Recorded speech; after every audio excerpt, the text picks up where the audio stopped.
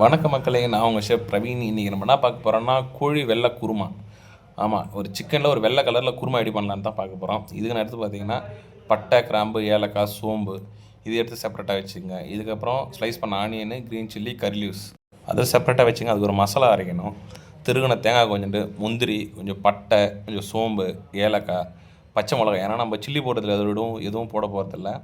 பச்சை மிளகா ஸ்பைசி தான். அதை போட்டு நல்லா ஃபைன் பேஸ்ட்டாக அரைச்சி அதை செப்பரேட்டாக எடுத்து வச்சுங்க. அப்புறம் ஒரு கடாய் எடுத்தேன். கடாயில் தேங்காய் எண்ணெய். நம்பூர் கிளைமேட்டுக்கே தேங்காய் எண்ணெய் கட்டி போயிடும். இது பெங்களூர் சொல்ல வேணும். அதனால் தேங்காய் எண்ணெய் எடுத்து அதில் போட்டு நம்ம எடுத்து வச்ச பட்டை, கிராம்பு, ஏலக்காய்லாம் இருக்குது பார்த்தீங்களா, அதை அதில் போட்டு நல்லா ரோஸ்ட் ஆகட்டும். அந்த நல்லா பொரிஞ்சு வந்ததுக்கப்புறம் நம்ம எடுத்து வச்சு ஸ்லைஸ் பண்ண ஆனியன், க்ரீன் சில்லி இது எல்லாத்தையும் ஒரே ஒன்றாவே போட்டுருங்க. தனித்தனியாக தான் போடணும்னு அவசியம்லாம் கிடையாது. லைட்டாக சால்ட்டு போட்டு நல்லா வதக்குங்க. இதில் ஒரு முக்கியமான விஷயம் என்னென்னா கலர் சேஞ்ச் ஆகக்கூடாது. வெங்காயம் சேஞ்ச் ஆகிடுச்சுன்னா அவங்க மொத்த கிரேவியோட கலரே மாறி போயிடும். அதனால் என்ன பண்ணுறீங்க, லைட்டாக கொஞ்சம் கலர் வந்ததுக்கப்புறம் இஞ்சி பூண்டு பேஸ்ட்டு, அது கூட கொஞ்சம் புதினா ரொம்ப மெயின். அதை கண்டிப்பாக போட்டே ஆகணும். புதினா போட்டு வதக்குறப்பே உங்களுக்கு ஆட்டோமேட்டிக்காக அந்த ஒரு ஃப்ளேவர் உங்களுக்கு சூப்பராக கொடுக்கும். அதனால் ரோட்டில் யார் பண்ணாலுமே கண்டிப்பாக உங்கள் வீட்டை நின்று பார்த்துட்டு தான் போவாங்க, என்ன செய்கிறாங்க வீட்டில் அப்படின்ட்டு. அந்த மாதிரி ஒரு வாசனை வரும். அப்புறம் கட் பண்ணி வச்சு சிக்கன் அது ஒரு பக்கம் வேகட்டும். அதுக்கு இடையில் கொஞ்சம் பாயில் பண்ண உருளைக்கிழங்கு மேஷ் பண்ணி அதை செப்பரேட்டாக வச்சுக்கோங்க. அவ்வளோ அதை எடுத்து செப்பரேட்டாக வச்சுட்டு தண்ணி ஊற்றி நல்லா கொதிக்க விடுங்க. அது தண்ணி நல்லா கொதிச்சு வரணும். லைட்டாக சால்ட்டு போட்டுங்க. ஏன்னா நம்ம அந்த வெங்காயத்துக்கு தான் சால்ட்டு போட்டு, சிக்கனுக்கு நம்ம சால்ட்டு போடல. அதனால் லைட்டாக சால்ட்டு போட்டு நல்லா கொதிக்க விடுங்க.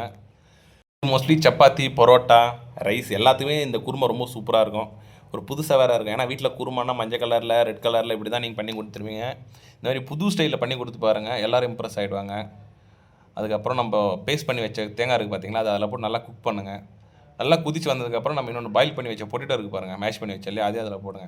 இது இப்போ பார்க்குறது தண்ணியாக இருக்கிற மாதிரி தான் இருக்கும். கொதிக்க இன்னும் ரொம்ப திக்காகிடும். ஏன்னா அதில் முந்திரி இருக்குது ப்ளஸ் உருளைக்கிழங்கு இருக்குது. அந்த டைமில் உங்களுக்கு அது லூஸாக இருக்கிற மாதிரி தான் தெரியும்.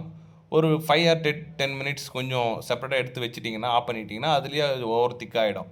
அதனால் சூப்பரான வெள்ளை குருமா பண்ணணும்னா நீங்கள் இந்த ரெசிபி ஃபாலோ பண்ணுங்கள். ரொம்ப சூப்பராக இருக்கும். இது சப்பாத்தியோட ரொம்ப சூப்பராக இருக்கும். நான் சாப்பிட்டு பார்த்தேன். ரொம்ப சூடாக வேறு இருந்துச்சு. ஆனால் ரொம்ப டேஸ்ட்டு ரொம்ப சூப்பராக இருந்துச்சு. நீங்களும் ட்ரை பண்ணி பார்த்துட்டு எப்படி இருக்குன்னு சொல்லுங்கள் மக்களே. இந்த மாதிரி மோர் ரெசிபி உங்களுக்கு வேணும்னா நம்ம சேனலை சப்ஸ்கிரைப் பண்ணுங்கள், மறக்காமல் ஃபாலோ பண்ணுங்கள். தேங்க்யூ.